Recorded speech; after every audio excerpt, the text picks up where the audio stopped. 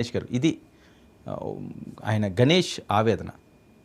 నేను ముందుగా చెప్తున్నట్లుగా పవన్ కళ్యాణ్ గారికి కానీ చిరంజీవి గారికి కానీ వాళ్ళ కుటుంబాలకు కానీ విపరీతమైన పిచ్చి అది ఏ లెవెల్ కన్నా వెళ్ళిపోతుంది వాళ్ళది. కానీ ఒక్క మాట, ఇదేదో జగన్మోహన్ రెడ్డి గారు చేశారు అన్నది అది తప్పుడు ఆరోపణ.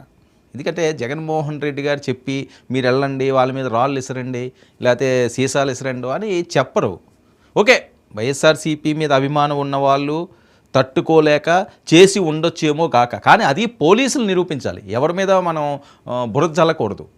వాస్తవాలు తెలియకుండా పోలీసులు అరెస్ట్ చేసి అతను ఏ ప్రాంతవాసి, ఏ కార్యకర్త, లేకపోతే ఏ ఉద్యోగి, లేకపోతే వాళ్ళు బ్యాక్గ్రౌండ్ ఏంటి అని చూసుకోవాలి. అంతేగాని జగన్మోహన్ రెడ్డి గారే చేశారు ఆయనే ఎంటర్ అయ్యారు అనుకోవడం తప్పు. మొన్న మరి వాళ్ళ మీద గులకరాయి ఇసింది వాళ్ళు ఏమంటారు, చంద్రబాబు నాయుడు పవన్ కళ్యాణ్ గుడి చూసి ఇసిరించారు ఎవరికో చెప్పి అంటే వాళ్ళకి బాధ అనిపిస్తుంటుంది. చేయడం తప్పు, ఎవరు చేసినా తప్పే అది. కానీ ఆ నాయకుడు చేసాడు అనుకోవడం అన్నది ఆరోపణల కిందే అది మనం తీసుకోవాలి. కృష్ణా జిల్లా నుంచి మరొక కాలర్ ఉన్నారు. హలో హలో సార్, నమస్తే అండి. నమస్తే అండి, మాట్లాడండి సార్. నా పేరు గంగాధర్ సార్, పామర్ మండలాధ్యక్షుడు సార్. గంగాధర్ గారు చెప్పండి. సార్, ఇది చాలా దురదృష్టకరమైన విషయం సార్. ఇది మా జనసైనికులు, జనసేన పార్టీ, మా అధినేత గారు పవన్ కళ్యాణ్ గారు అక్కడ గెలవడం అనేది ఆయనకి వంట పట్టక, వాళ్ళు ఇవ్వలేక మా జనసైనికుల మీద అటాచాలు గిరాట్లు వేయడం, చీతాలు చేయడం జరుగుతుందండి. మొన్న గీరుకున్న చిన్న దండ గీరుకున్నందుకు జగన్మోహన్ రెడ్డి గారికి పైన దండ గీరుకుంది, దాన్ని గులకరాయితో కొట్టారని చెప్పి పెద్ద స్క్రీన్ చేశారండి. ఈ రోజున ఇట్లా సాగు బతుకుల మధ్య ఉన్నాడు మా జనసైనికులు. మాకు ఎంత బాధాకరంగా ఉంటుంది సార్. అవును, మేము తీవ్రంగా ఖండిస్తున్నాం సార్. దీన్ని చాలా చాలా పద్ధతి ఇది అండి. లేదండి, ఇది మంచి సంస్కృతి కాదు. ప్రతి ఒక్కరు ఖండించేది ఇది చాలా దుర్మార్గం ఎవరి మీద జరిగినప్పటికీ కూడా. దీనికైతే పోలీసులు కఠినమైన చర్యలు చేపట్టాలి, తీసుకోవాలి సార్. సెక్షన్లు కఠినమైన సెక్షన్లు వేయాలి. అవును సార్, లేకపోతే రేపు ఇంకోటి జరుగుతుంది. ఇక్కడతో ఆగలేదు, ఇంకా టైం ఉంది. ఇది ఇప్పుడు ఇంకా టైం ఉంది. ఎలక్షన్ ఇంకా 13వ తారీఖు వరకు, ఎలక్షన్ కోడ్ వరకు ఉంది, టైం ఉంది. ఈ లోపల ఎన్ని చేస్తారు ఇట్లా మా జనసైనికుల మీద? మా అధినేత పవన్ కళ్యాణ్ గారు అక్కడ గెలవడాన్ని వాళ్ళు ఇవ్వలేకపోతున్నారు.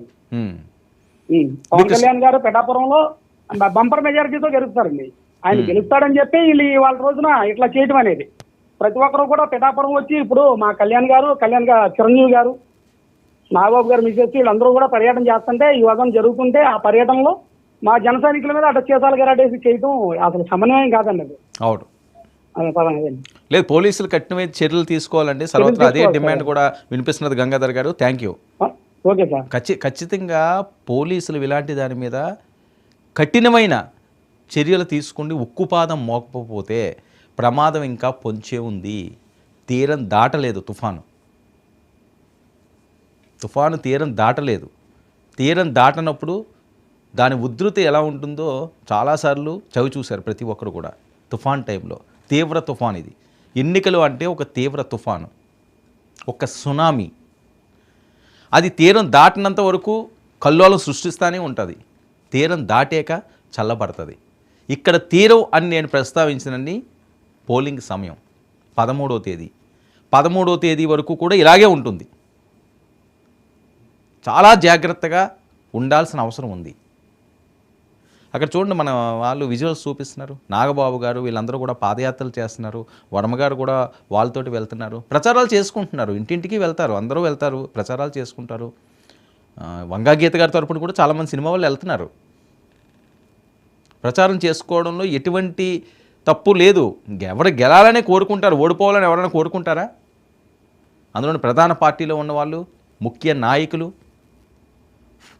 పెద్ద ఎత్తున ఫాలోయింగ్ ఉన్న లీడర్స్, సాయి ధర్మ తేజ్ అవనియండి, వరుణ్ తేజ్ అవనియండి, నాగబాబు గారు అవనియండి, లేకపోతే ఇందాక వరం గారు చెప్పినట్లుగా అలీ గారు వచ్చి ప్రచారం చేయొచ్చు, పోసాని గారు ప్రచారం చేయొచ్చు.